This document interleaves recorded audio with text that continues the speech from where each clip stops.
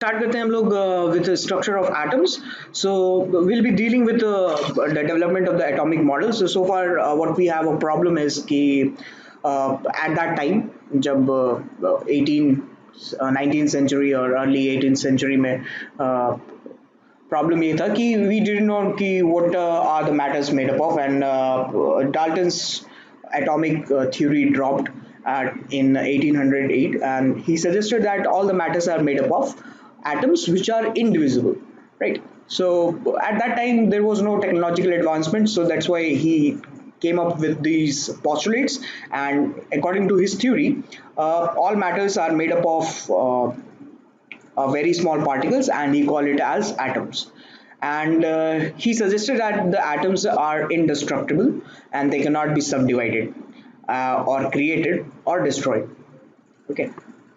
And similarly, the atoms of the different elements are similar to one another and equal in weight, right? So every element will have, सभी का जो है एक ही element अगर है तो सबका एटम इंडिविजुअली इक्वल होगा, ठीक है, और सेम होगा, सिमिलर होगा, ठीक है, their properties will be similar, right? Similarly, atoms of different element have different properties and weight. Okay, so different elements will have different properties of the atoms. और कोई भी केमिकल कंपाउंड अगर बन रहा है तो they are being formed because of the chemical combinations. Okay, and depending on कि वो कॉम्बिनेशन कैसे हो रहा है, there will be different possible formulas of that compound.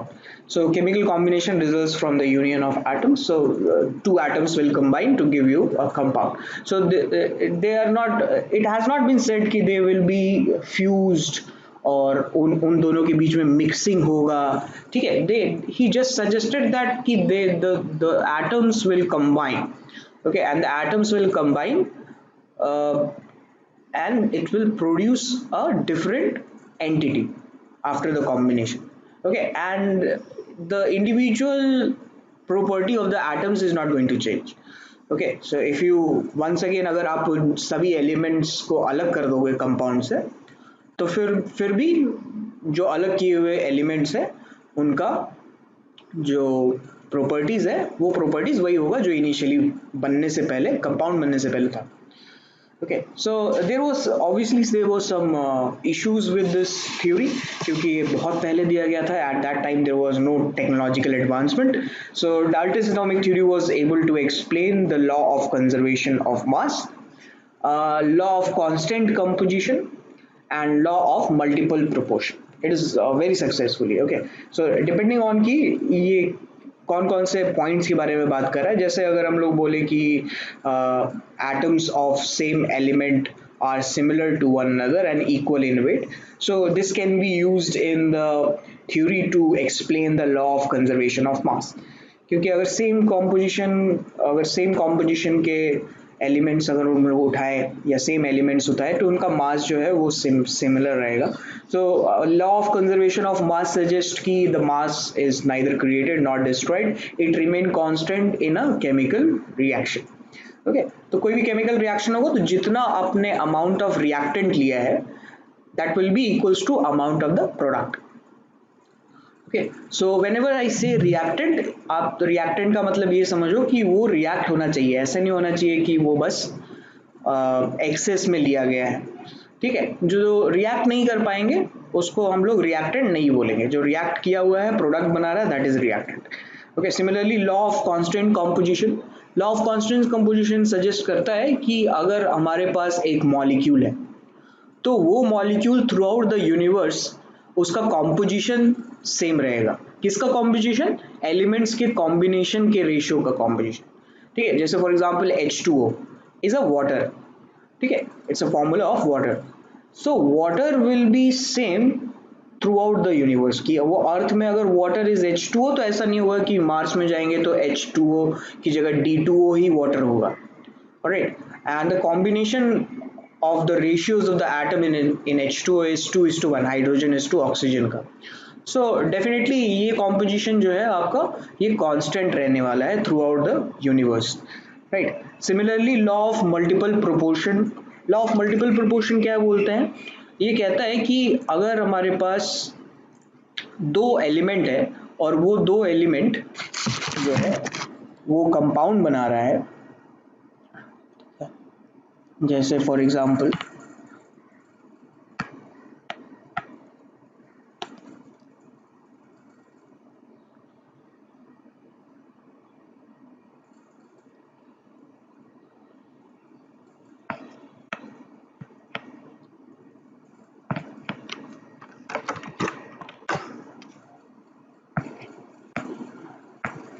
CuO, ठीक है, और जैसे Cu2O, अगर दो एलिमेंट्स एक से ज्यादा कंपाउंड बना रहे हैं तो it suggest that law of multiple proportion, that the amount of the और the mass of one or fixed mass of one element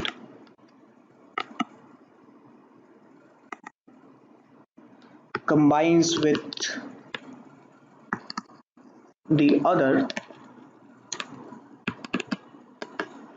in a simple whole number ratio.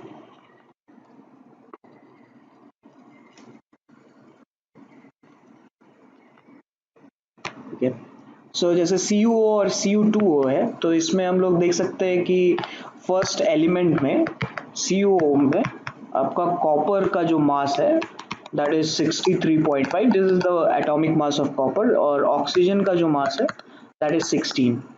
Similarly यहाँ पे अगर आप देखोगे तो कॉपर का जो मास है that is 63.5 into 2 which is 127 apparently, और ऑक्सीजन जो हम लोग यूज कर रहे हैं that is 16, right. So if I take a fixed mass of one element, तो fixed mass of one element में मैंने क्या किया कि मैंने ऑक्सीजन का जो मास है वो कांस्टेंट ले लिया, ठीक है.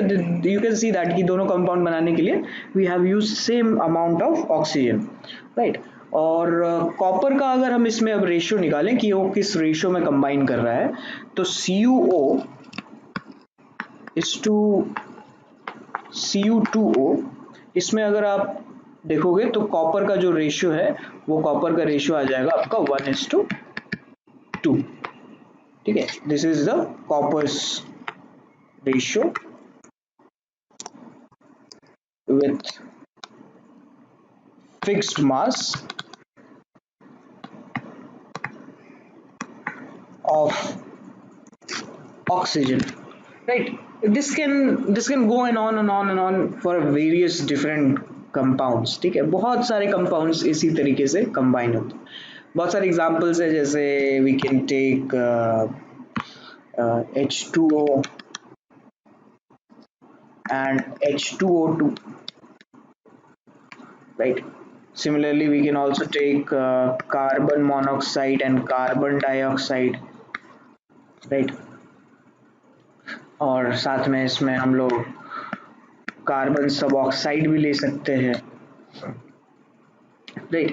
So in this way we can say कि this is known as the law of multiple proportion by mass, law of multiple proportion by mass. So it was able to explain those uh, laws, right. But the drawback of this theory is कि ये it failed to explain the results of many experiment. For example, it was known that substances like glass and ebonite were rubbed with silk or fur generate electricity. So according to his theory, atoms are indestructible, but it was seen कि glass या फिर ebonite जो है, ebonite एक तरीके का एक material है, ठीक है. So just like glass, so these materials are gaining some electrical charges when we rub it, right. So that means कि there must be some other subatomic particles which we didn't know of yet in 1808. ये 1808 में चल रहा है ये सब, जो Dalton atomic theory का है पार्ट. फिर later on with a few technological advancement हमें क्या पता चला कि there was subatomic particles as well क्योंकि फर्स्ट इलेक्ट्रॉन्स की जो डिस्कवरी हुई 1830 में, that change the way we look into the atoms. So Michael Faraday showed that if electricity is passed through a solution of electrolyte, chemical reactions occurred at electrons, which result in liberation and the deposition of matter at electrons. ठीक है, तो इसने क्या किया, उन्होंने क्या किया कि एक सॉल्यूशन लेकर के उसमें इलेक्ट्रोड्स डाल के उससे इलेक्ट्रिसिटी पास की. So that solution will definitely conduct electricity, right? और इलेक्ट्रिसिटी कंडक्ट हुआ एंड ही सॉ कि इलेक्ट्रोड्स के पास कुछ डिफरेंट टाइप्स ऑफ मटेरियल्स जो है वो फॉर्म हो रहे हैं.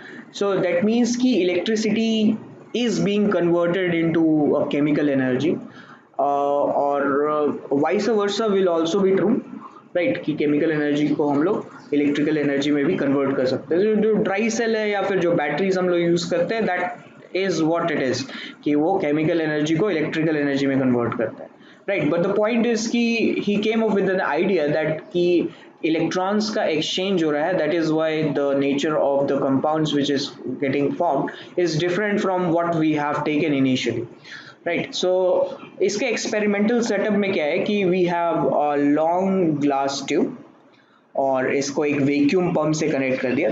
Pressure is low, it's kept low inside, और कैथोड एक इलेक्ट्रोड और एनोड इसको हमने एक बैटरी से कनेक्ट कर दिया with a high voltage battery. तो जो नेगेटिव एंड से कनेक्टेड है दैट इज कैथोड, और जो पॉजिटिव एंड से कनेक्टेड है दैट इज एनोड.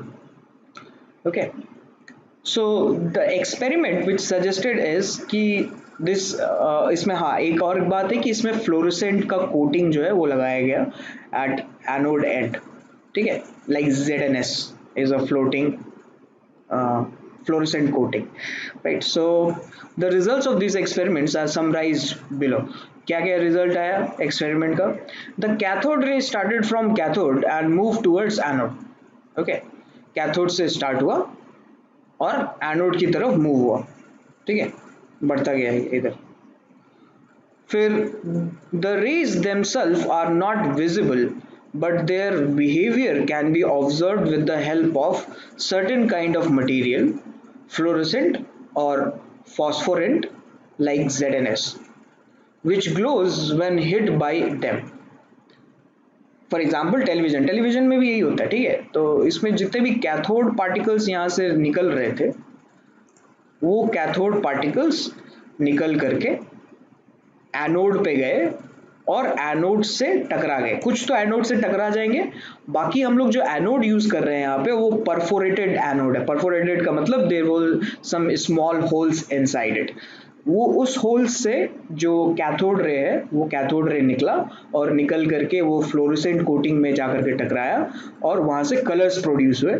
उससे हमें पता चला कि there is certain substance which is coming out from cathode and it is moving towards anode and it is getting collided with this fluorescent coating.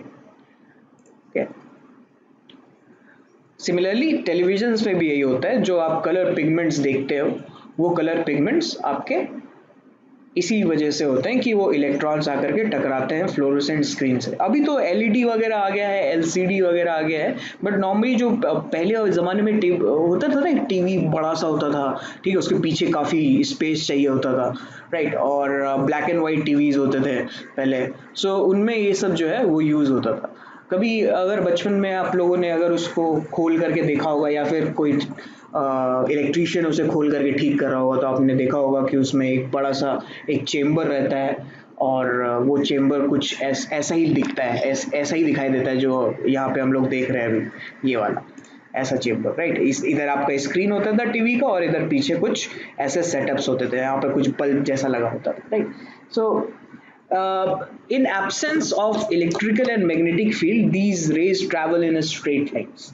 अगर electric field और magnetic field नहीं है तो ये स्ट्रेट लाइन में travel करता हुआ ये दिखा, ये प्रॉपर्टी है, ठीक है. फिर इसमें क्या हुआ कि मैं आता हूँ इस फिगर पे, ये फिगर क्या दिखा रहा है. So in presence of electrical और magnetic field the behaviour of cathode rays are similar to that of expected from negatively charge particles. ठीक है, जैसे जिस तरीके से नेगेटिवली चार्ज पार्टिकल बिहेव करते हैं in the presence of electrical and magnetic field, उसी तरीके से ये रेज भी बिहेव कर रहे हैं. राइट, तो जैसे कि अगर हम लोग देखें कि मान लो this is north pole, south pole, ये आपका है, और ये हो गया नॉर्थ पोल, और ये हो गया आपका साउथ पोल. राइट, और जैसे यहाँ पे आप मैग्नेट देख सकते हो, यहाँ पे हम लोगों ने कैथोड यूज किया है और यहाँ पे हम लोग एनोड यूज किया है.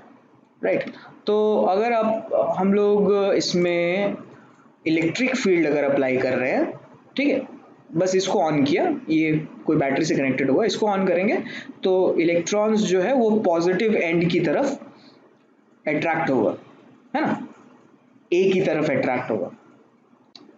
अगर सिर्फ मैग्नेटिक फील्ड अप्लाई किया है और ये इलेक्ट्रिक फील्ड अप्लाई करना बंद कर दिया तो ये सी की तरफ मूव करेगा. ठीक है, और अगर कुछ अप्लाई नहीं किया है तो बी की तरफ मूव करेगा. लेकिन हम लोग ये भी तो कर सकते हैं कि इलेक्ट्रिक फील्ड भी अप्लाई कर दें और मैग्नेटिक फील्ड भी अप्लाई कर दें, और इस फील्ड को या फिर इस फील्ड की वैल्यू इतनी रखी जाए कि वो बी में जाकर के टकरा रहा हो. ठीक है, तो फिजिक्स में मैग्नेटिज्म में आप लोगों ने पढ़ा होगा कि इलेक्ट्रॉन कैसे बिहेव करता है मैग्नेटिक फील्ड में. राइट, फिर हाँ, फिर आप लोगों ने मैग्नेटिक फील्ड में कैसे बिहेव करता है, फिर इलेक्ट्रिकल फील्ड में कैसे बिहेव करता है, वी ऑल नो कि इलेक्ट्रॉन्स अगर होगा तो वो पॉजिटिव डायरेक्शन में मूव करेगा. Right, so similarly from those values of magnetic field and electric field we can find out the charge to mass ratio of the electron. Okay, so the characteristics cathode ray do not depend upon the material of electrodes and the nature of the gas present in the cathode ray tube. Okay, so this is important point. Characteristics of the cathode ray do not depend upon the material of the electrodes and the nature of the gas present inside it. तो gas तो ऐसे ना के बराबर है, लेकिन हाँ जो भी गैसेस होंगे उससे कोई फर्क नहीं पड़ेगा कैथोड रे को, और इलेक्ट्रोड्स चेंज करने पर भी the nature of the cathode ray do not change. Okay, so from the measured value of the electric field and the magnetic field, ये जो आपका एक चार्ज बाय मास रेशियो है which is E is the charge of the electron and M is the mass of the electron. So it came out to, according to the calculation, to be 1.75 into 10 raised to the power 11. Okay, after that कुछ और discoveries हुई, जिस तरीके से लोगों को लगा कि अगर कैथोड रे है तो इसका मतलब है एनोड से भी निकलना चाहिए. ऐसी क्या दिक्कत है कि एनोड से कुछ नहीं निकल रहा है, एनोड से भी निकलना चाहिए. So then they came up with the idea कि अब प्रोटॉन्स का जो है वो डिस्कवरी हमें देखना है. So electrical discharge carried out in modified cathode ray tube led to the discovery of particles carrying positive charges also known as canal rays. ठीक है, तो इसमें उसी में कुछ चेंजेस हुआ. जैसे यहाँ पे अभी हम लोगों के पास जो है वो परफोरेटेड एनोड है, अगर हम लोग परफोरेटेड कैथोड यूज करते तो फिर हमें कुछ और रिजल्ट्स भी मिलते. राइट, और वही रिजल्ट्स हमारे पास डिस्कवरी ऑफ प्रोटॉन्स लेकर के आ रहे हैं. So the characteristics of these positively charged particles are listed below. क्या क्या है? तो unlike cathode rays, positively charged particles depend upon the nature of the gas present in the cathode ray tube. These are simply the positively charged gaseous ions. ठीक है, ये जो tube के अंदर जो गैस होगा उस गैस के प्रॉपर्टी पे डिपेंड करेगा कि आपका पॉजिटिवली चार्ज जो भी स्पीसीज है, जो भी पार्टिकल्स है, वो कैसा बिहेव कर रहा है. तो द थिंग इज कि यहाँ पे हमारे पास प्रोटॉन्स प्रोड्यूस करने का कोई तरीका नहीं था. ठीक है, so what does this suggest, ये जो फर्स्ट पॉइंट हमारे पास आया कि the positively charge particles depend on the nature of the gas present inside it. So it suggests कि protons जो है वो produce नहीं हो रहा है, क्या प्रोड्यूस हो रहा है? Because of the high voltage inside the tube, जो गैस प्रेजेंट है वो गैस आपका आयोनाइज हो जा रहा है, ठीक है, और वो गैस आयोनाइज होकर के गैस पार्टिकल्स के या गैसियस एटम्स के कैटायंस बन रहे हैं या चार्ज पार्टिकल्स बन रहे हैं, ठीक है. So those charge particles are nothing but they are positively charged gaseous ions. अब वो gaseous ion they will behave like a positively charge mass, right? So the charge to mass ratio of the particles is found to depend on the gas from which they originate. Some of the positively charged particles carry a multiple of the fundamental unit of electrical charge. ठीक है, तो इस point का क्या मतलब है कि gaseous particles ने जो है पॉजिटिवली चार्ज पार्टिकल्स का नेचर तो दिखाया, लेकिन दे मे और they may not have a fundamental charge, जो फंडामेंटल चार्ज से ज़्यादा भी हो सकता है. फॉर एग्जाम्पल, जैसे अगर मान लो कि हम लोगों ने कोई गैसियस एटम ले लिया, तो वो जब आयनाइज होगा तो वो +2 चार्ज भी तो हो सकता है, +1 चार्ज भी हो सकता है, +3 चार्ज भी हो सकता है, डिपेंडिंग अपॉन कि हम कितना वोल्टेज या कितनी एनर्जी उसको सप्लाई कर रहे हैं, right? So they were not suppose to be or they all are not supposed to be containing a fundamental unit of electrical charge. उससे ज़्यादा भी मिला, ठीक है. फिर फोर्थ पॉइंट है, the behaviour of these particles in the magnetic और electric field is opposite to that observe for electrons और कैथोड रेज, ठीक है. इनकी जितनी भी प्रॉपर्टीज थी they were opposite of that of the cathode raise.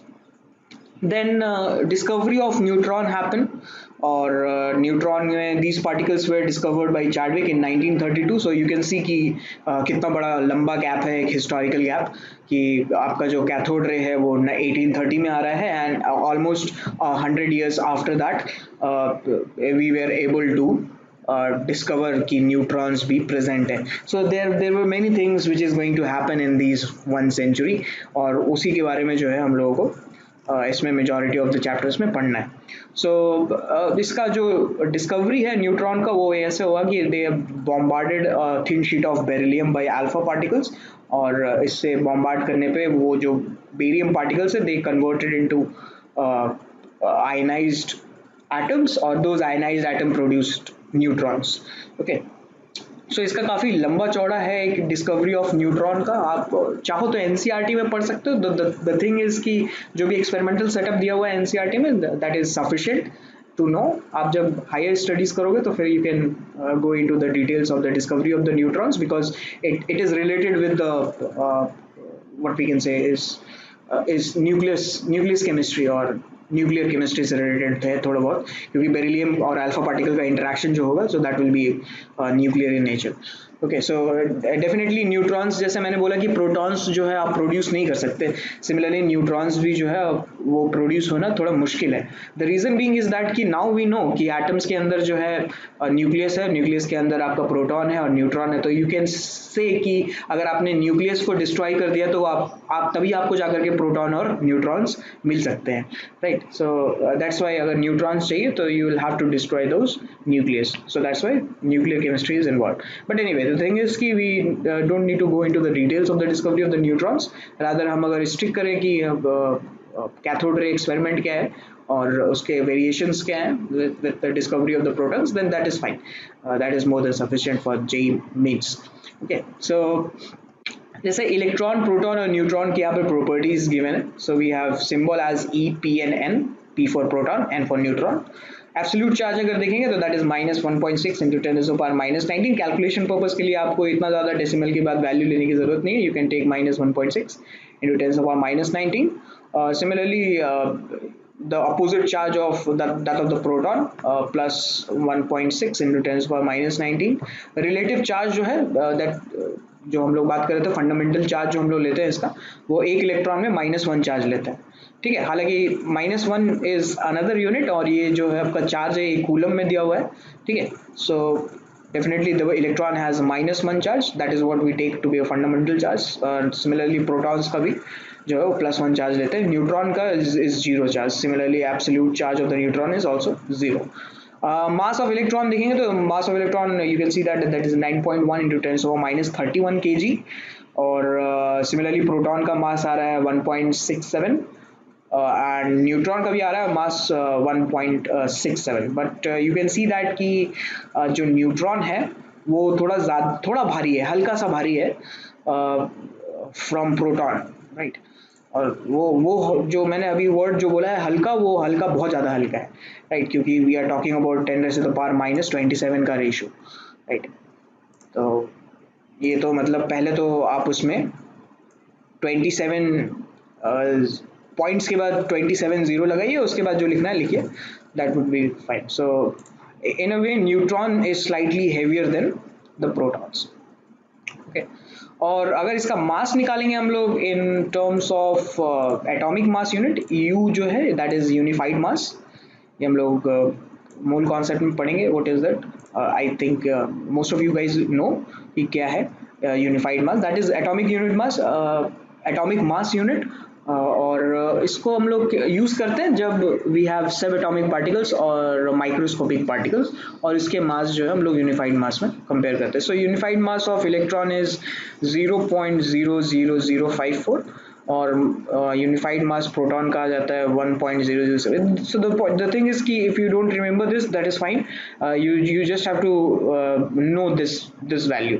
और इवन दो अगर आप इसमें इतना डिटेल में भी नहीं याद रख सकते कि प्रोटॉन और न्यूट्रॉन का मास क्या है, so don't worry, JEE Mains and JEE Advanced gives you the standard values of these masses, ठीक है। But you need to understand कि यहाँ पे न्यूट्रॉन का जो मास है वो थोड़ा ज़्यादा है in comparison to the protons, okay. And अगर मैं इलेक्ट्रॉन का मास देखूँ तो इलेक्ट्रॉन का मास देखो क्या है कि ऑर्डर क्या आ रहा है इलेक्ट्रॉन का मास भाई, ये 10⁻⁻31 है और ये सब 10⁻⁻27 है, right. So the mass of electron is negligible in comparison to the mass of the protons and the neutrons, right.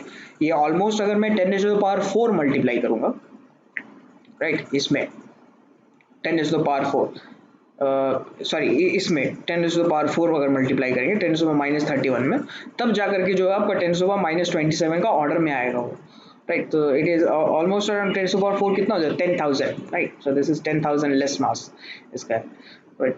So the first model came up with J.J. Thomson atomic model of plums and pudding. So J.J. Thomson ने क्या बोला कि अगर हमारे पास proton है और electron है, so this is all happening in 1898, ठीक है, 1898 में चल रहा है ये काम, अभी न्यूट्रॉन की डिस्कवरी नहीं हुई है। So in a way he was not completely wrong, so that's why we need to study him। कि जे थॉमसन ने बोला कि अगर प्रोटॉन है एक एटम में और इलेक्ट्रॉन भी है, तो दैट मीन्स कि उसका कोई अरेंजमेंट होगा, and he suggested the arrangement of the plums in a pudding और लाइक अ वाटरमेलन अरेंजमेंट, जहाँ पे वाटरमेलन में जो रेड क्रस्ट है, that red crust is your positively charged क्या बोल सकते हैं पार्ट और पोर्शन ऑफ द एटम, और जो सीड्स है that's though seeds are negatively charge portion of that atom. So at that time neutron was not discovered, so he didn't know about the neutrons. So according to that, the important feature of this model is that the mass of the atom is assumed to be uniformly distributed over the atoms, ठीक है। और फिर then Rutherford model came up, कि Rutherford ने क्या किया कि he took a gold foil, a thin gold foil, और उसने इसमें अल्फा पार्टिकल्स जो है वो बॉम्बार्ड किया, ठीक है। और eight that time J Thomson has mathematically calculated the radius of the atoms which was around 10⁻⁻10 meter, ठीक है। This is the order of the radius of the atoms, ठीक है। जो ये जे थॉमसन ने किया था, that is one of his contribution, this is an important contribution, कि आप कैसे इतना छोटा सब्सटेंस है, इतना नेग्लिजिबल मास का सब्सटेंस है, और आप इसका अगर रेडियस बता पा रहे हो तो दैट इज़ अ वेरी क्या बोल सकते हैं helpful thing in near future, क्योंकि ये कैलकुलेशन जो है that was really tough calculation. But the thing is कि Rutherford model came up. Rutherford model suggested कि a stream of high energy alpha particles, जो है alpha particles nothing but that is helium plus 2, ठीक है। Helium ले लो, helium के दोनों electron निकाल देते हैं तो वो अल्फा पार्टिकल बन जाता है, राइट। तो इसका मास जो है वो 4 है, इसका एटॉमिक नंबर इज 2। अभी भी इसमें जो है वो प्रोटॉन्स हैं, protons, there are 2 protons present inside the nucleus, right. So it was generated from a radioactive source which was directly collided with the gold foil, और गोल्ड फॉइल का जो थिकनेस है वो 100 नैनोमीटर रखा गया, ठीक है। और वी ऑल नो कि गोल्ड जो है वो they are highly ductile and highly malleable, so it can be beaten up into thin sheets, और इसीलिए जो है गोल्ड फॉइल यहाँ पे यूज हुआ। सो ये जैसे देखो यहाँ पे सेटअप है, इस सेटअप में वी कैन सी कि देयर इज अ सोर्स, और फिर यहाँ पे एक लेड प्लेट रखा गया है। लेड प्लेट का काम ये है कि लेड जो है वो अल्फा पार्टिकल्स एब्जॉर्ब करता है, सो वी डोंट नीड क्या बोल सकते हैं, खतरनाक एक्सपेरिमेंट नहीं करना है हम लोगों को। Alpha particle is harmful for human eyes as well as human body, so we just need to absorb those alpha particles जो भी इधर उधर जा रहे हैं अपार्ट फ्रॉम दिस लाइन, ठीक है, ये लाइन से। तो एक स्मॉल होल भी है यहाँ पे, इसमें इस जगह आप स्मॉल होल एक देख सकते हो यहाँ पे, that is letting the alpha particle pass through it. So यहाँ से पास हुआ, पास होने के बाद जो गोल्ड फॉइल में जाकर के टकरा गया, एंड वी हैव डिफरेंट क्या बोल सकते हैं इसको, फ्लोरेसेंट या फोटोग्राफिक प्लेट यहाँ पे लगी हुई है, ठीक है। और इसमें हम लोग ये देख रहे हैं कि क्या कलर्स निकल रहे हैं या नहीं लग रहे हैं। अगर अल्फा पार्टिकल आकर के टकराएगा तो then colours will be generated. So the mass of each gold atom, sorry just give me a sec, हाँ। सो द मास ऑफ, आप अपने एंड पे जूम कर सकते हो। और हाँ, ये let me ask you one thing कि do you guys understand, are you comfortable in Hindi and English? So it will be mixed of English. So, yes, the mass of each gold atom in the foil should have been spread evenly over the entire atom. The alpha particle had enough energy to pass directly through such uniformly distribution of masses. It was expected that the particles would slow down and change direction only by a small angle as they pass through the foil. So Rutherford का काम ये था कि J Thomson का जो model है, that model it was required कि अगर सभी यहाँ पे पॉजिटिवली चार्ज स्फेयर है और उसके अंदर जो पल्प है, जस्ट लाइक जो वाटरमेलन में हमारे पास रेड पल्प था, वो पॉजिटिवली चार्ज है, तो इसका मतलब है कि अगर मैं यहाँ पे एक अल्फा पार्टिकल इस पे बॉम्बार्ड करूँ तो ये अल्फा पार्टिकल क्या हो जाना चाहिए, डेविएट हो जाना चाहिए, क्योंकि पॉजिटिव और पॉजिटिव जो है वो रिपेल करेगा। So that was the expected result which all were seeing कि ये आना तो चाहिए, but it didn't came. The thing is कि व्हाट वी ऑब्जर्व्ड और what he observed at that time is कि the most of the alpha particle pass through the gold foil and undeflected, ठीक है। स्मॉल डिफ्लेक्शन वाज जो है वो expect किया जा रहा था कि स्मॉल डिफ्लेक्शन होगा, लेकिन वो हुआ नहीं, and it pass through the gold foil undeflected. Second, a small fraction of alpha particles was deflected by small angles, ठीक है, बहुत कम फ्रैक्शन जो है वो स्मॉल एंगल से डेविएट हुआ, and a very few alpha particles, almost 1 in 20,000 bounced back, that is were deflected by nearly 180 degree. So 1 in 20,000 is deflected by 180 degree.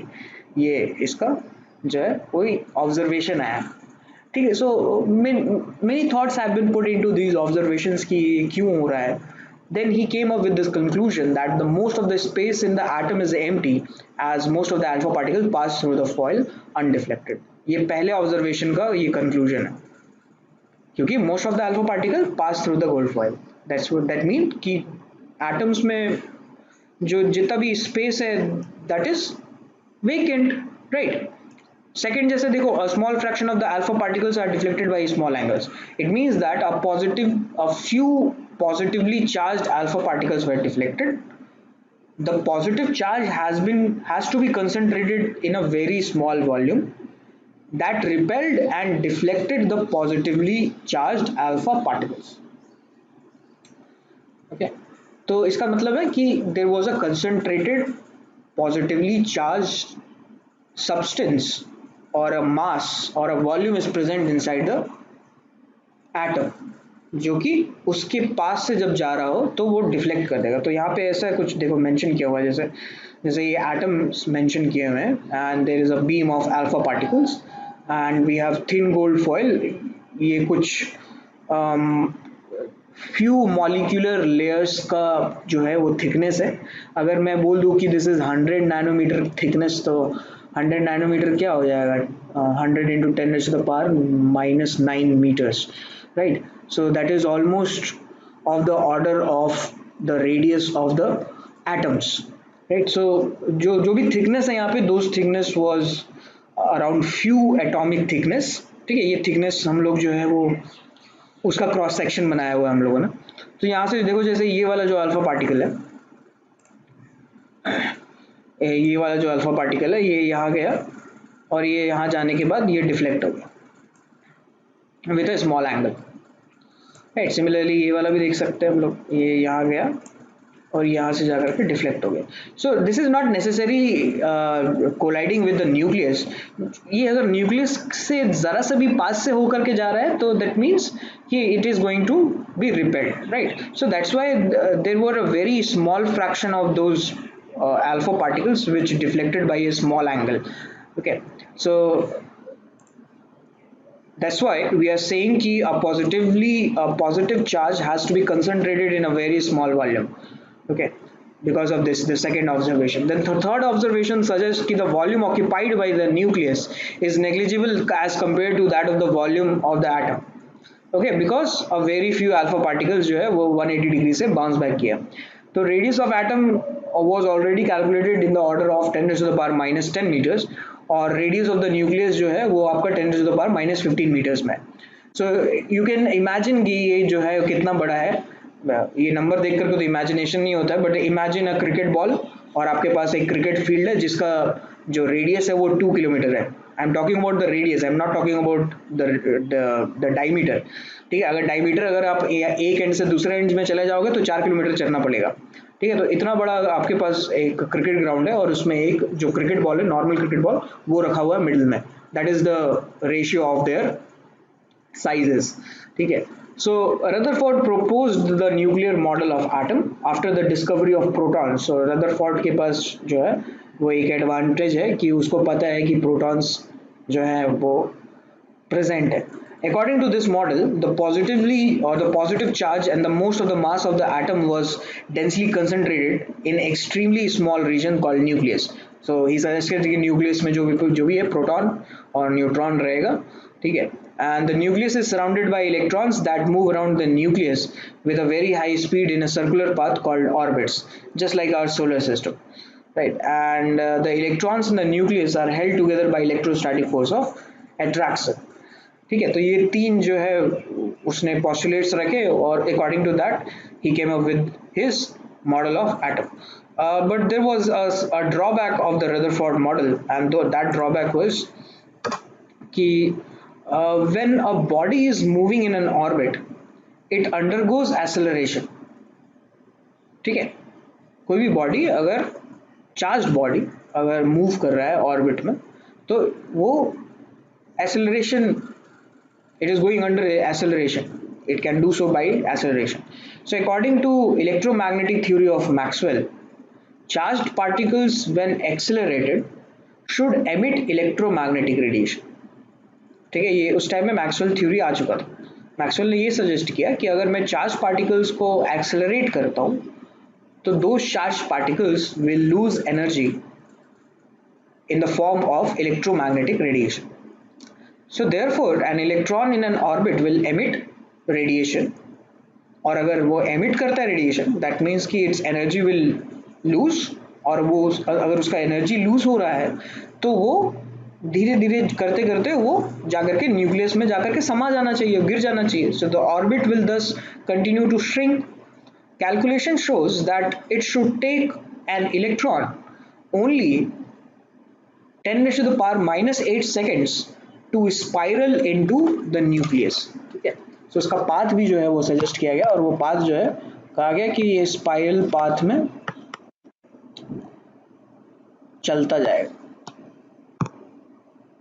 अगर ये इलेक्ट्रॉन जो है मूव कर रहा है तो ये इलेक्ट्रॉन मूव करते करते स्पाइरल पाथ में आते आते इलेक्ट्रॉन्स में न्यूक्लियस में जाकर के समा जाएगा अगर ये इलेक्ट्रॉन। और ये होने के लिए बस इट रिक्वायर्स ओनली 10⁻⁻8 सेकेंड्स। ठीक है, but this is not true, क्योंकि एटम्स का एग्जिस्टेंस है तो इलेक्ट्रॉन्स भी होंगे एटम्स के अंदर, right? So there was a need of a new theory. Then the second drawback is it say nothing about the electrical structure of atoms, that how the electrons are distributed around the nucleus and what are the energies of those electrons, right? So this is one of the major drawback कि energy level कुछ define नहीं है, कहाँ पे कितना electron present रहेगा। ऐसा भी तो हो सकता है कि एक ही साथ 8 इलेक्ट्रॉन प्रेजेंट है, एक ही साथ 12 इलेक्ट्रॉन प्रेजेंट हो, कुछ ऐसा कुछ। There was no such statement, he just suggested that electrons will revolve around the nucleus in a circular path called orbits. Okay, so there was two drawbacks and also we can do one thing कि हम लोग यहाँ पे जो electrons या फिर alpha particle है, alpha particle का जो है वो नियरेस्ट अप्रोच कैलकुलेट कर सकते हैं। देखिए कैसे करते हैं nearest approach calculate.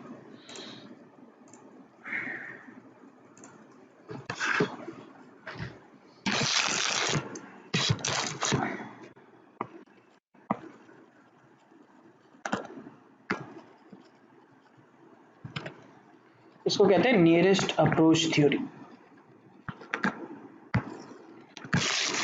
right? So in this setup we have a nucleus,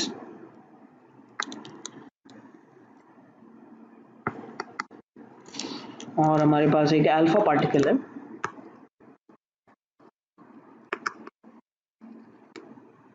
इसका मास हम लोग L अल्फा मान लेते हैं और चार्ज जो है इसका Q1 मान लेते हैं, इसका मास मान लेते हैं Mn और चार्ज इसका मान लेते हैं Q। ठीक है, तो इनिशियली इट वाज और it has a distance of around, ये जो डिस्टेंस बोल रहे हैं ये ऑलमोस्ट इन्फिनिटी बोल रहे हैं। ठीक है, इट सजेस्ट कि जो भी आपके पास चार्जेस हैं या चार्ज्ड स्पीसीज हैं उनका कोई इंटरेक्शन नहीं है। ठीक है, और ये धीरे धीरे अल्फा पार्टिकल ये यहाँ चला जाएगा न्यूक्लियस के पास, और ये न्यूक्लियस के पास जाने के बाद ये यहाँ से डिफ्लेक्ट हो जाएगा।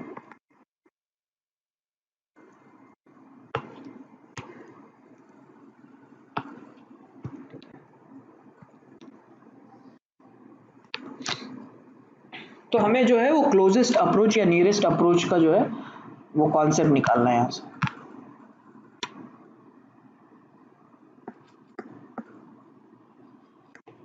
ये डिस्टेंस हमें निकालना है, let's call it x।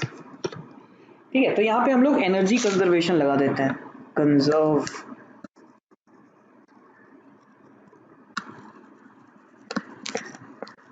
Energy. ठीक है, इनिशियली इसके पास स्पीड होगा कुछ स्पीड से, एक पर्टिकुलर स्पीड से आ रहा होगा, let's say this is v। तो हम लोग क्या कह सकते हैं कि all the kinetic energy is converted into potential energy. ठीक है, काइनेटिक एनर्जी कहाँ पे है, इस जगह पे काइनेटिक एनर्जी है, right? And this kinetic energy has been converted into potential energy जब ये सर्टेन डिस्टेंस पे होगा। ऐसा नहीं होगा कि पार्टिकल्स जाकर के टकरा रहे होंगे, अल्फा पार्टिकल और न्यूक्लियस, ये इनका फिजिकल कांटेक्ट नहीं होगा। ठीक है, ये दूर से ही जाकर के डेविएट हो जाएगा, राइट? कभी आप देखना, जैसे कोई एक मैग्नेट लेकर के, दो डिफरेंट मैग्नेट लिया, उनके नॉर्थ एंड्स को जो है या साउथ एंड को, सिमिलर एंड्स को आप टच कराने की कोशिश करना, वो कभी टच नहीं करेंगे अनटिल अनलेस आप इसको अपने हाथों से पुश ना करो। ठीक है, तो वो हमेशा एक दूरी बना करके रखेंगे because there was a certain amount of repulsion in them. right? So in conserving energy, what I am saying is, or what we are doing is ki we are conserving the initial energy with final energy. So initial kinetic energy has been converted into final potential energy, where K is kinetic energy, P is potential energy. Initially kinetic energy क्या होगा हमारे पास? Kinetic energy होगा half m alpha v square, ठीक है. और finally हमारे पास potential energy क्या होगा? K Q1 Q2 by x. Very good, ठीक है. तो अब यहाँ से हमें जो है वो x का वैल्यू पता चल जाएगा, है ना.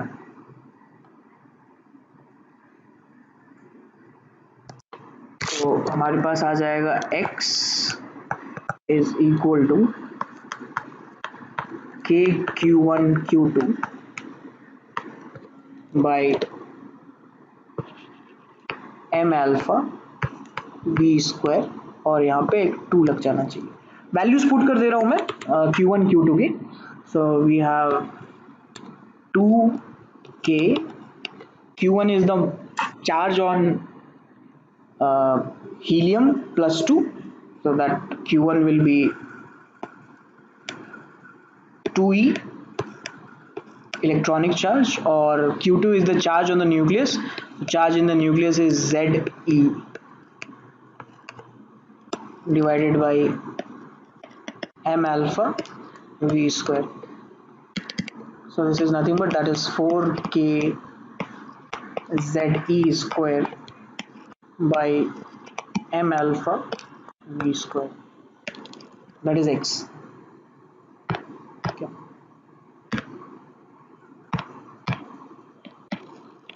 So this is our closest approach, closest approach theory. तो इनिशियली वेलोसिटी जो है वो क्वेश्चन अगर आ रहा है तो क्वेश्चन में आपको गिवन होगा, और this is going to help us to find out कि what will be the closest approach. यही आपको क्लोजेस्ट अप्रोच बता रहा है कि कितने दूर तक या कितने नजदीक तक वो न्यूक्लियस के जा सकता है. ओके, अगर आप लोगों ने लिख लिया हो तो बताइए मुझे. हाँ सर.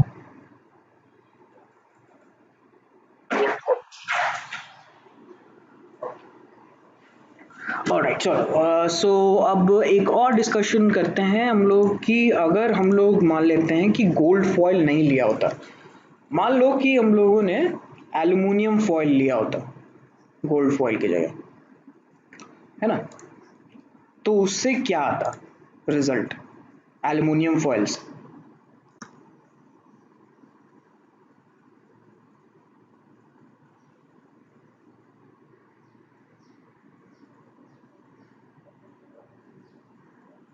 चलो इसको बांट लेते हैं, ठीक है. इसको जो हम लोगों के पास कंक्लूजन है उसके टर्म्स में बांट लेते हैं, या ऑब्जर्वेशन के टर्म्स में बांट लेते हैं. चलो कि जो एल्युमिनियम फॉइल है उस एल्युमिनियम फॉइल का तो थिकनेस ज्यादा होगा गोल्ड से, क्योंकि that is not a malleable as gold, right. तो इसका मतलब है कि जो एल्युमिनियम फॉइल होगा उसमें it will have more atomic thickness, it will have more thickness, right. और उसमें ज्यादा एटम्स आएंगे, right. So certainly there will be change in the observations.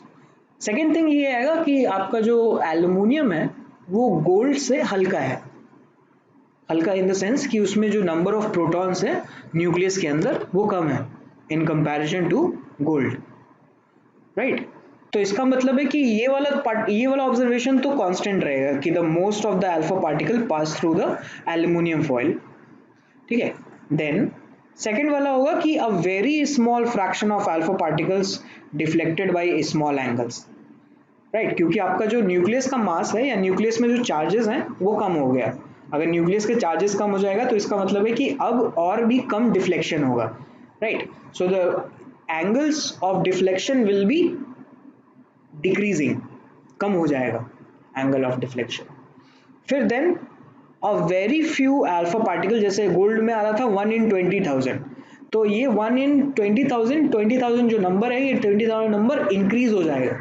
ठीक है, अब ऐसा हो जाएगा कि 30,000 में एक जाकर के डिफ्लेक्ट बैक कर रहा है, या 40,000 में एक जाकर के डिफ्लेक्ट बैक कर रहा है। रीजन बीइंग इज कि जो गोल्ड का न्यूक्लियस है, गोल्ड का nucleus will be bigger in size, क्योंकि उसमें ज्यादा प्रोटॉन है, ज़्यादा न्यूट्रॉन्स हैं।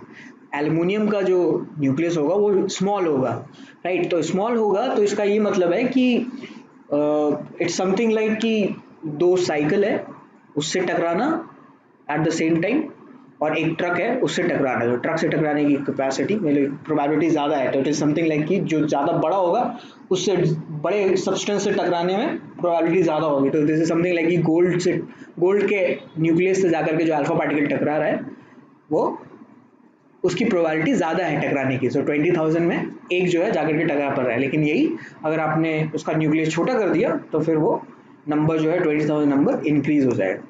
ठीक है, सो ये सब ऑब्जर्वेशन हम लोग ऐसे देख सकते हैं इस तरीके से, by seeing the size of the nucleus and by seeing the thickness of the foil. हाँ, कोई डाउट है तो बताइए। ओके, आप लोग चैट भी यूज कर सकते हैं, है ना। आप लोगों के पास चैट का ऑप्शन भी है, so you can ask me doubts in this chat अगर बीच में लगे तो। ठीक है, मे बी कभी कभी ऐसा हो सकता है कि आवाज़ जो है वो नहीं आ पाएगी because of the internet issues, but anyway, so let's see for these questions, है ना। देखो, जैसे क्वेश्चन नंबर 1 देखते हैं हम लोग, आप मुझे चैट में आंसर कर सकते हो।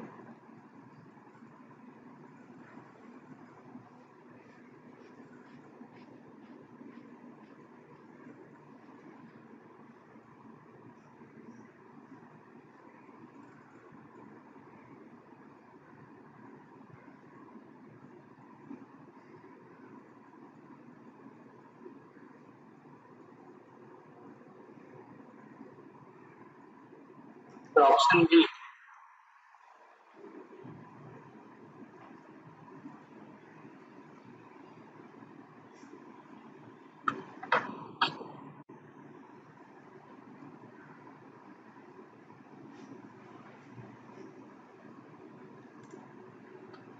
ओके चंद्रचूर, और लोगों को क्या लगता है? अंकेश, अरिजीत, वैभवी।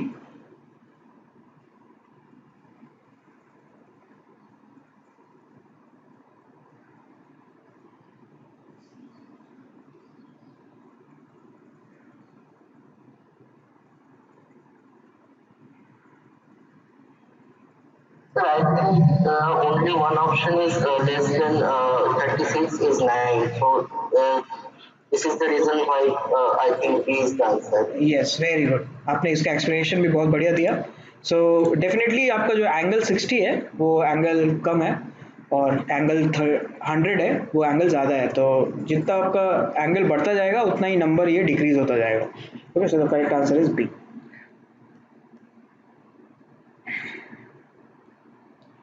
क्वेश्चन नंबर 2 देखिए।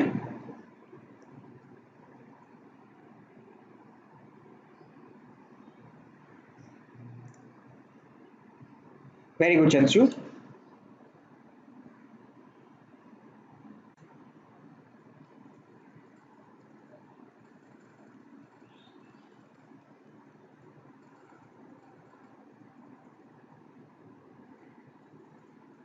Sure, option D. Yes, very good. और ऑप्शन ऑप्शन डी में जो कंक्लूजन है दैट कि डेफिनेट ऑर्बिट बस नहीं है, बस that is why it is wrong, right. अगर डेफिनेट वर्ड नहीं होता तो that this has been correct. Okay, और देन क्वेश्चन नंबर 3 देखिए।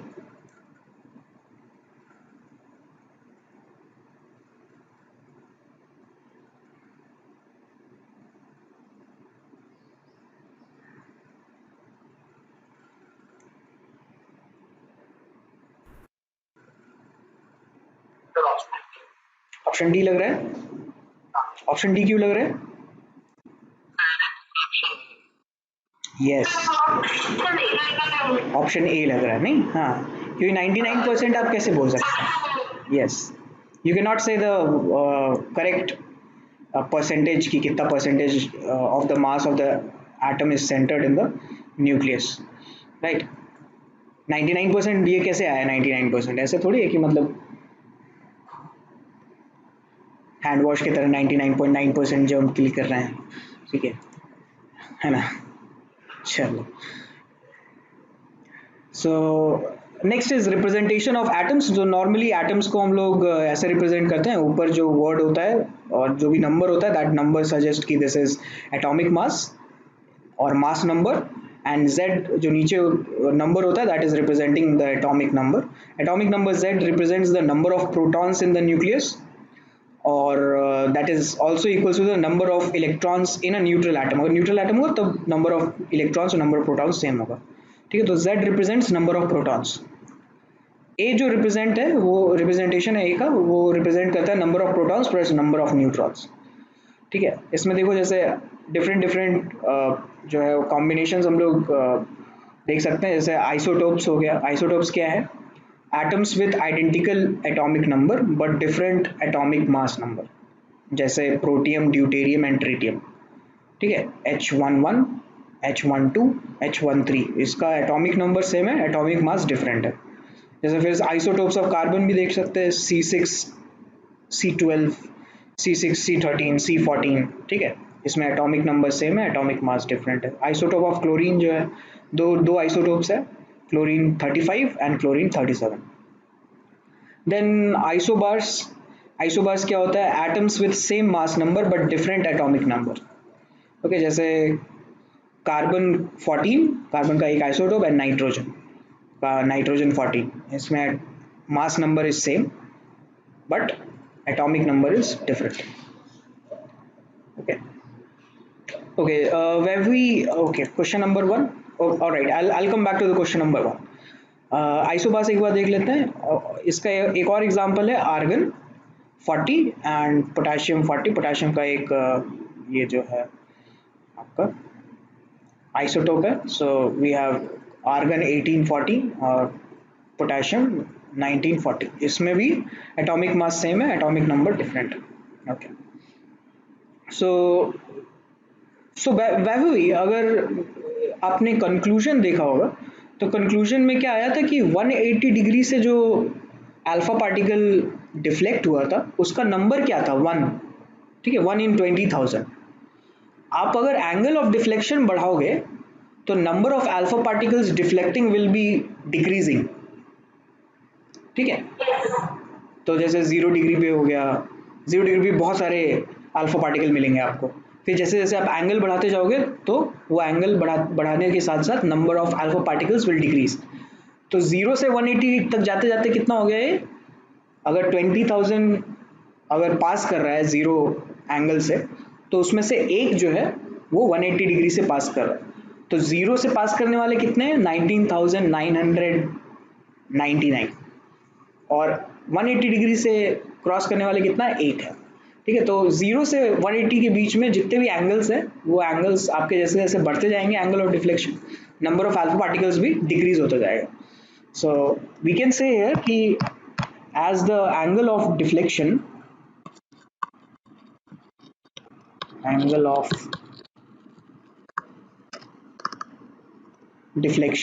इज इनवर्सली प्रोपोर्शनल, और या फिर ऐसा ऐसा लिख सकते हैं इसको कि angle of deflection increases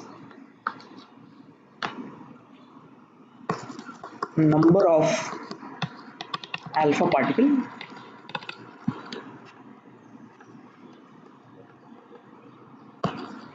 deflecting decreases, okay? तो ये रिलेशन होगा हमेशा, हमेशा ये relation will be true in each and every case. Aluminium ले लो, आयरन ले लो, इस हर केस में यही होगा। Alright, so we were talking about isotopes. Isotopes में जो है एटॉमिक नंबर सेम था, एटॉमिक मास डिफरेंट था। आइसोबार्स एटॉमिक मास सेम है, एटॉमिक नंबर डिफरेंट है। Then we have isotones. Isotones मतलब same number of nucleus. So atoms with the same number of same number of neutrons, not nucleus, same number of neutrons but different atomic number, जैसे sulphur 1636, chlorine 1737। ठीक है, तो इसमें अगर आप जैसे mass number को आप देखो, जैसे हम लोगों ने मास नंबर को क्या लिया,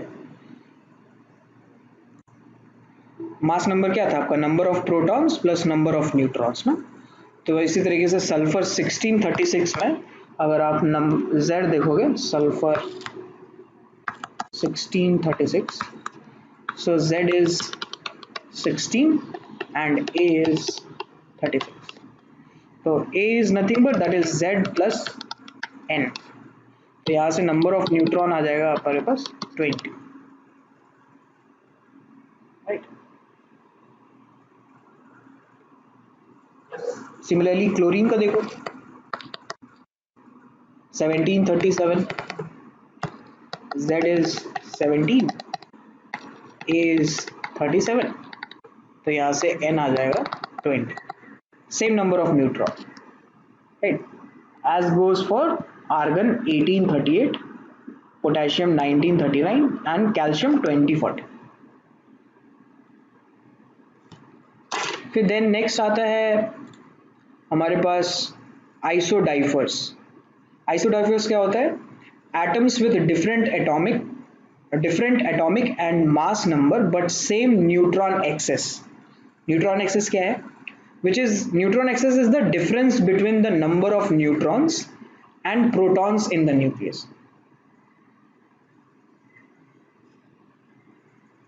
which is n minus z।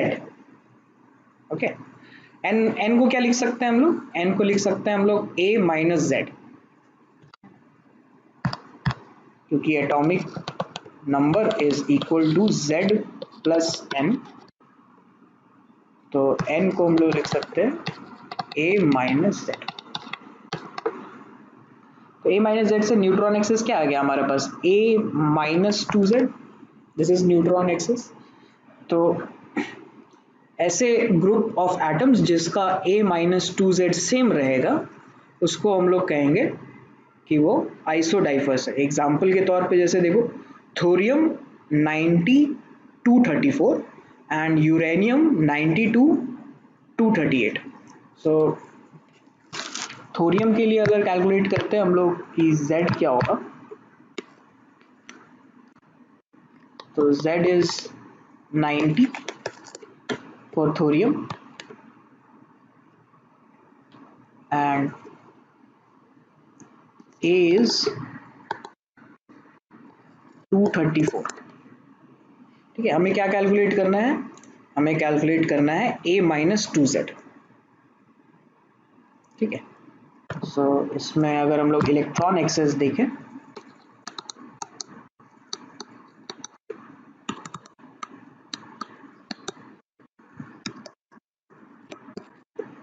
To 234 minus 180, ये 54 आ जाएगा।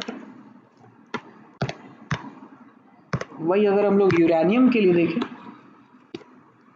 तो इसमें Z है 92, A है 238, और अगर हम लोग इसका A माइनस 2Z कैलकुलेट करेंगे तो ये 238 माइनस 2 इंटू 92 आ जाएगा, which is 238 minus 184, which is still 54. So they have same electron access. That's why they are known as isodiphers. Okay. तो इस हिसाब से हमारे पास चार कैटेगरीज आ गया, isobars, isotopes, isodiaphers and isotones. तो इन कैटेगरीज में हम लोग डिफरेंट कॉम्बिनेशन ऑफ एटम्स को पुट कर सकते हैं। नाउ नेक्स्ट थिंग इज कि chemical properties of atoms are controlled by the number of electrons, which are determined by the number of protons in the nucleus, right? So chemical reactions में हम लोग क्या करते हैं, chemical reactions में हम लोग बैलेंस करते हैं number of electrons। हम लोग chemical reaction में atoms बैलेंस नहीं करते, number of atoms बैलेंस नहीं करते, हम लोग chemical reactions में number of electrons बैलेंस करते हैं। Okay, or I'm talking about the normal chemical reaction. I'm not talking about the nuclear reactions. Okay, nuclear reactions are the exceptions. Nuclear reactions में nucleus का involvement होता है, इसीलिए nucleus से कभी कभी प्रोटॉन्स निकलते हैं, बीटा पार्टिकल्स निकलते हैं, अल्फा पार्टिकल्स निकलते हैं, गामा रेज निकलते हैं, right. We will study about it in much detail. ठीक है, बट द थिंग इज कि केमिकल प्रॉपर्टीज जो है वो नंबर ऑफ इलेक्ट्रॉन्स से डिफाइन होती है. फिर then we came up with the development of Bohr's model of atom. Okay, so two developments played a major role in the formation of the Bose model of atom. These were first, dual character of the electromagnetic radiation, which means that radiation possesses both wave and particle like properties, and experimental results regarding atomic spectra. ठीक है, तो ये क्या क्या है देखते हैं. First देखिए, wave number or wave nature of electromagnetic radiation.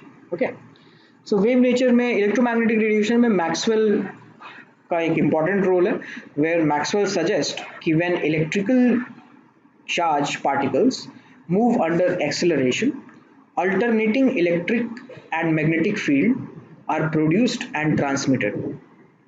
So these fields are transmitted in the forms of wave called electromagnetic waves or electromagnetic radiation. और इसका प्रोपगेशन कैसे होगा? इसका प्रोपगेशन होगा कि अगर हम लोग एक्सिस ले लें, this is Z axis, this is Y axis and this is X axis. तो अगर X axis is the direction of the propagation of electromagnetic radiation, तो इसके परपेंडिकुलर जो एक्सिस है which is Z, Z axis में electrical component या electric field होगा, ये इलेक्ट्रिक फील्ड दिखा रहा है, और वाई एक्सिस में उसके परपेंडिकुलर मैग्नेटिक फील्ड दिखा रहा है. ठीक है, कोई जरूरी नहीं है कि ये सेम पॉइंट पे कट करे, या अलग अलग पॉइंट्स में कट कर सकता है. ठीक है, तो अगर ये इलेक्ट्रिक फील्ड और मैग्नेटिक फील्ड परपेंडिकुलर हुआ तो that will be showing the direction of propagation, कि इनके एक्सिस के परपेंडिकुलर जो लाइन जा रहा होगा वो लाइन आपका direction of propagation of electromagnetic radiation होगा. ठीक है, तो ये कैसे पता चला कि इलेक्ट्रोमैग्नेटिक रेडिएशन क्या है? So let's first talk about the properties of the electromagnetic radiation. From there we can know कि इलेक्ट्रोमैग्नेटिक रेडिएशन क्या होता है. So the oscillating electric and magnetic field produced by oscillating charged particles are perpendicular to each other and both are perpendicular to the direction of the propagation of the wave. ठीक है, जैसे यहाँ पे देख सकते हो x एक्सिस के perpendicular z axis के अलॉन्ग इलेक्ट्रिक फील्ड है और y एक्सिस के अलॉन्ग मैग्नेटिक फील्ड है. Electromagnetic waves do not require medium and can move in vacuum. Okay, the vacuum wave तो है लेकिन ये वैक्यूम के थ्रू भी ट्रैवल कर सकता है, राइट. क्योंकि सन से जैसे अर्थ में रेडिएशन आने में देयर इज नो स्पेस और there is no medium, there is only vacuum, तो वो सनलाइट आ जाता है, right. So that is electromagnetic radiation, the sun rays are. Electromagnetic spectrum constitutes of many type of radiation which differ from one another in wavelength or frequency. ठीक है, ये क्या है? ये जो आपको स्क्वायर में दिख रहा है, this is known as photographic film. ठीक है, या फिर इसको स्पेक्ट्रम फिल्म भी कहा जाता है. This is similar to that of जो हम लोग पुराने ज़माने में ब्लैक एंड वाइट फोटोज लेते थे ना, तो एक नेगेटिव आता था, है ना, नेगेटिव रील आता था, राइट. तो that negative reel actually plot the lights, कि वो लाइट कहाँ डार्क आ रहा है, कहाँ लाइट जो है वो आपका वाइट आ रहा है और कहाँ ब्लैक आ रहा है. तो बस पहले उसको प्लॉट किया जाता था. This is something like film reel. ठीक है, और उसी में हम लोग जो है डिफरेंट वेवलेंथ्स प्लॉट करते थे, तो जाकर के हमारे पास एक फोटोग्राफ आता था. सिमिलर टू दैट यहाँ पे भी हम लोग डिफरेंट वेवलेंथ्स जो है वो प्लॉट कर पाते हैं, या फिर डिफरेंट लैम्डास जो है वो प्लॉट कर पाते हैं. ठीक है, तो इसमें भी देखो, जैसे मैं थोड़ा क्लोज चला जाता हूँ इसमें, हाँ, इसमें भी अगर आप ये देखोगे कि इसका जो जैसे देखो नीचे जो है आपका ये वेवलेंथ दिया हुआ है और ऊपर जो है वो आपको फ्रीक्वेंसी दिया हुआ है ना. तो जैसे जैसे आप फ्रीक्वेंसी इंक्रीज करते जा रहे हो, आपका gamma rays to long radio waves में कन्वर्जन हो रहा है electromagnetic, these are all part of electromagnetic radiation. ठीक है, तो इसका जो शॉर्ट फॉर्म है वो आप इसको ऐसे याद रख सकते हो, GXUVIMR।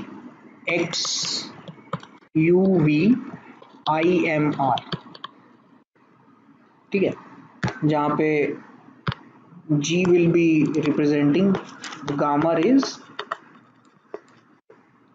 X will be representing X rays, U will be representing ultraviolet,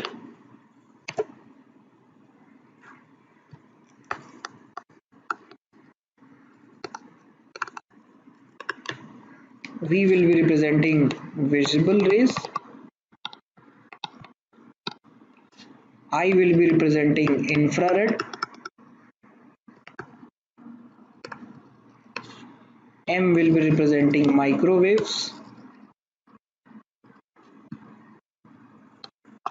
and R will be representing radio waves.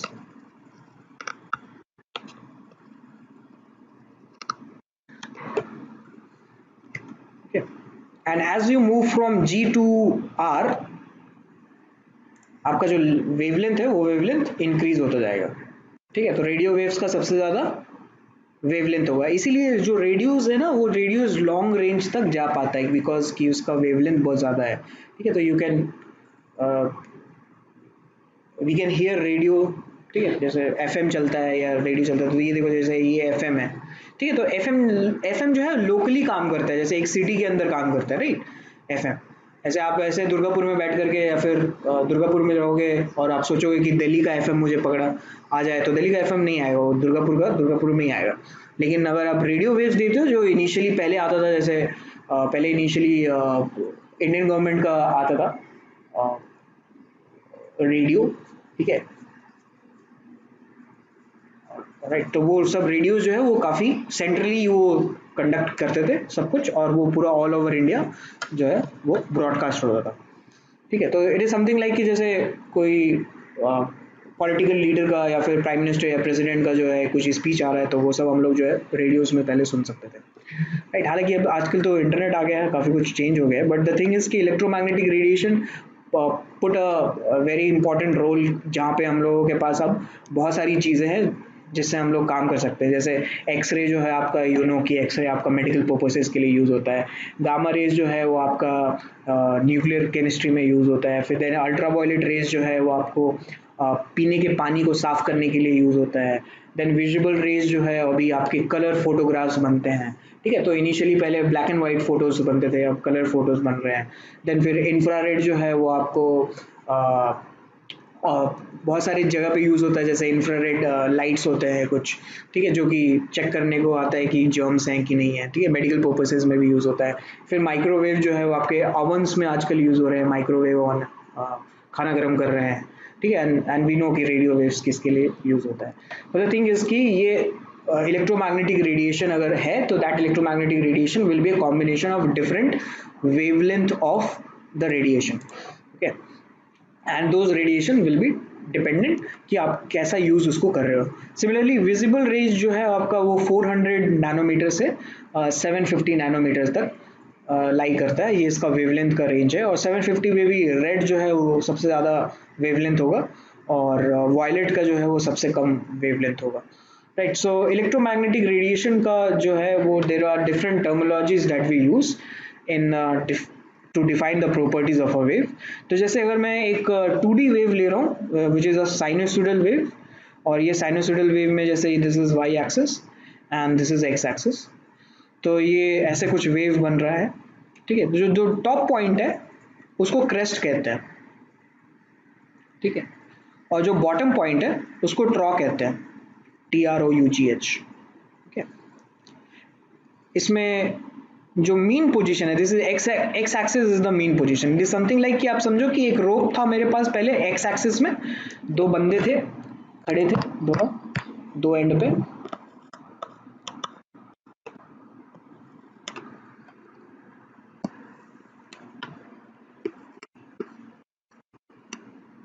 ठीक है, और इन दोनों ने इस रोप पे एक रिपल प्रोड्यूस किया है। पहले ये एक्स एक्सिस के थ्रू, पहले ये स्ट्रेट होगा, है ना, रोप स्ट्रेट था, स्ट्रेट होने के बाद किसी एक ने एक रिपल प्रोड्यूस कर दिया वेव का।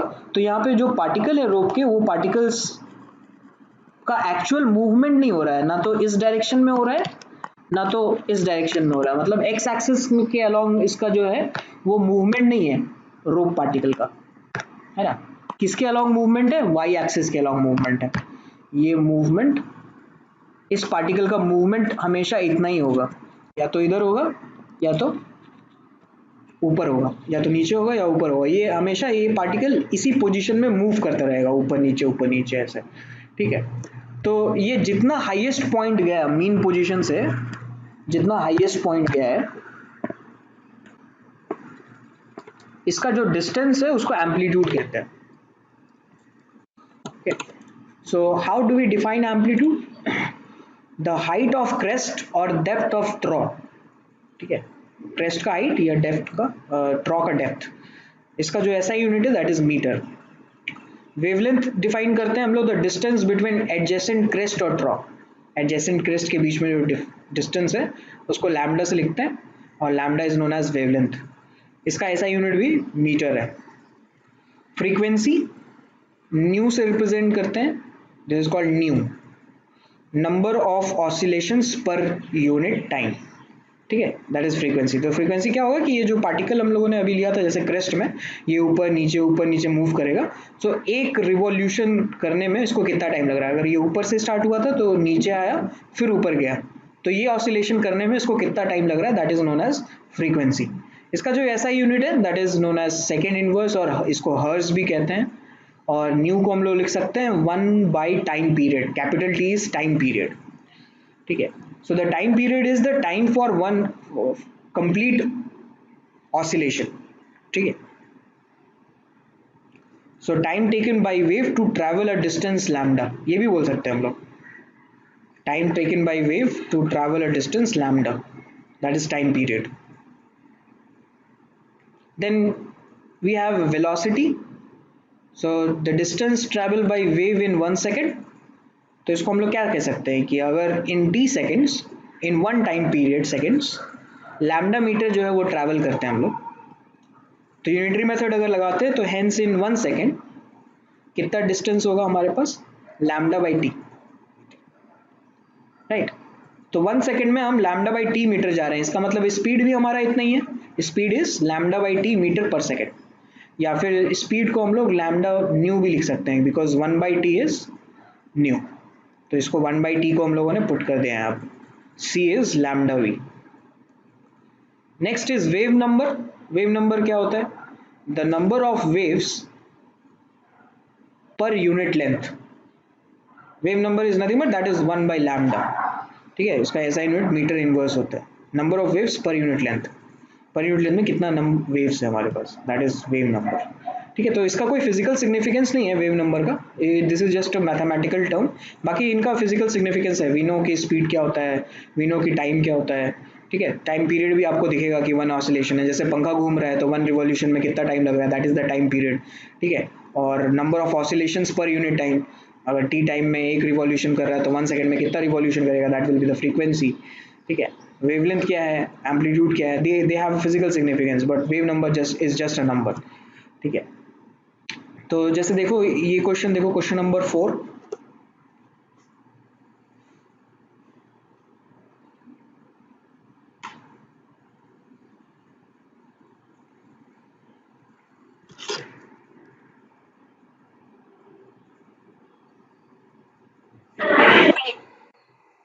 ऑप्शन बी,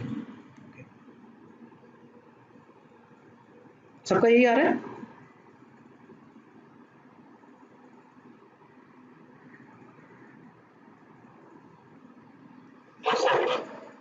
बी आ रहा है ना, दैट्स ग्रेट,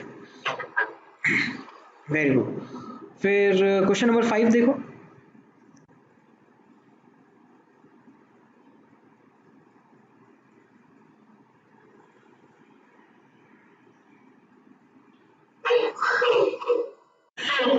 एक्स रेज, है ना? Right, right. बिल्कुल। So G X U V I R से हम लोगों को पता चल रहा है कि एक्स रेज का जो है फ्रीक्वेंसी सबसे ज़्यादा होगा, राइट, क्योंकि इसका वेवलेंथ जो है वो सबसे कम है, वेवलेंथ सबसे कम तो फ्रीक्वेंसी सबसे ज़्यादा होगी। बिल्कुल।